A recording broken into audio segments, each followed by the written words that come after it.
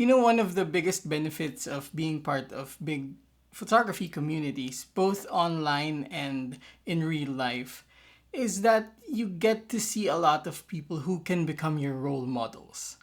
On the other hand, there are also a lot of bad examples. In this video, let's talk about the 5 photographers that you wouldn't want to be.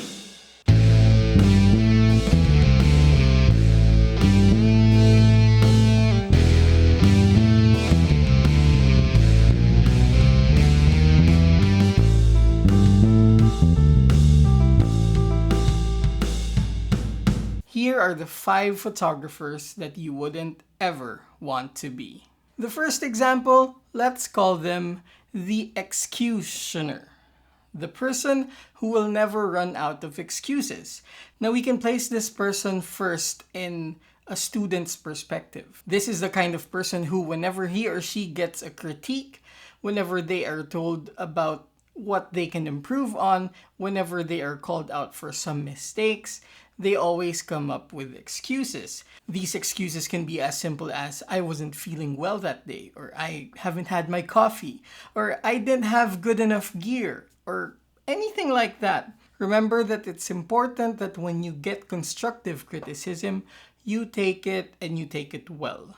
The important thing is you learn from your mistakes. If people will not point out your mistakes, then you miss out on opportunities to learn. Now, in the professional setting, this can even be more harmful because if you keep coming up with excuses about why your work is not good enough for your client, then your client is not going to give a damn about that.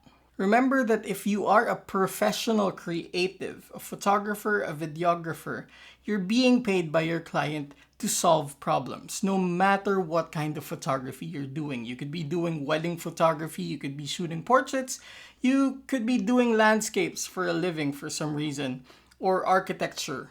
Whatever it is, you are being paid to solve problems. You are being paid to do things that your client cannot, and they are not paying you for excuses. Now, there will always be valid reasons why a project did not go as planned. The shot did not go as you envisioned. And if you still can, then maybe give it another try. That may be a little bit hard to generalize. However, even if you might lose a buck or two, just because you had to fix a few extra hours, if you think it will affect how your client sees you and how your future clients will see you, then still try to solve the problem. Now, the next type is the full-time critic. These are the photographers who would spend more time in their day criticizing other people. These are the people who would nitpick on other people's work, even if overall everything is really good. The thing about art is that no one is actually able to quantitatively tell you that you did a perfect job. And most of our work will always have little things that you can still improve on, and that's actually not a bad thing. Now, of course, it's not wrong to criticize other people's work as long as you're doing it nicely and ethically. However, if most of what you're doing when it comes to your craft is looking at other people's work and finding flaws instead of working on your own, then you might have a problem. Never be a full-time critic. Now, this next one, you might have differing opinions. However, hear me out. You don't want to be the gear collector. The gear collector is someone who would buy every single new camera gear available in the market. Now, of course, that might not be possible if you're not insanely rich, but there are a lot of people who would buy the latest gear but never use them. Now, if your passion is just to collect cameras, of course, there's no problem with that. You can put up your own museum and I would even visit it if I had the chance. But if you want to be a good photographer, then of course you should be maximizing your gear.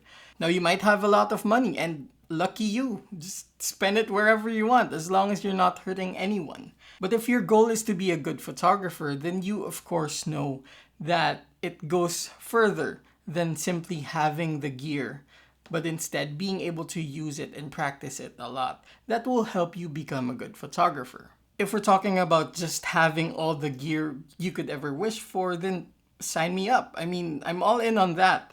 But if you want to be a good photographer, then of course make sure you use the gear that you have. Of course, newer and better gear will always be helpful to any photographer. However, if you don't have the skills and you don't have the experience, then that might be wasted. The fourth photographer that you wouldn't ever want to be is called the competitor. The competitor is someone who sees everyone around him or herself to be competition. There's something good about this person. They are very much determined. However, the reason for their determination might not be good. These people would consider all their peers to be competition, and they cannot find happiness in the triumph of other people. As a creative, it's important to seek inspiration from other people, and you are not going to be inspired by someone if you envy them too much. It's important to remember that art, photography, it's never any competition unless you are joining competitions. But if it's not, if it's just everyday stuff, or even if you're doing it professionally, not everything is a competition. And it's important to be part of communities. It's important to create relationships with people whom you can collaborate with people whom you can learn with people whom you can learn from. If you consider everyone as a competitor, then you are closing doors on a lot of positive things. Remember, not everything is a competition, and more importantly, you will never, ever, ever be the best photographer around. Not because you're not any good. It's just because there's no such thing as the best photographer in the world. And even if you do reach that point, what comes after that? I wouldn't want to know. Now, the last kind of photographer that I personally would never, never, ever want to be is the Master Gatekeeper. This photographer is usually really, really good. And a lot of people usually look up to them. And you know what? They deserve the recognition. They did the work. They never made excuses. That's the reason why I put Master in that title, the Master Gatekeeper. They're really good. However, the part of this that you don't want to be is to be someone who thinks that they do not need to learn anything anymore. What you don't want is to be someone who thinks that they've learned everything possible that could help them. You don't want to be someone who thinks that there's no one else better than them. You have to see every single person, you have to see every single artist around you as a source of inspiration and a source of lessons. The worst thing that you can do for yourself is to close doors for yourself. I've met literally thousands of amazing photographers in my career. I've talked to hundreds of amazing, almost even legendary photographers. And what I can tell you is that if you take the oldest guy and the youngest guy and put them together, you will learn from both of them.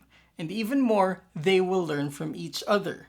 The older guy can actually learn from the younger guy, while the younger guy will surely learn from the older guy.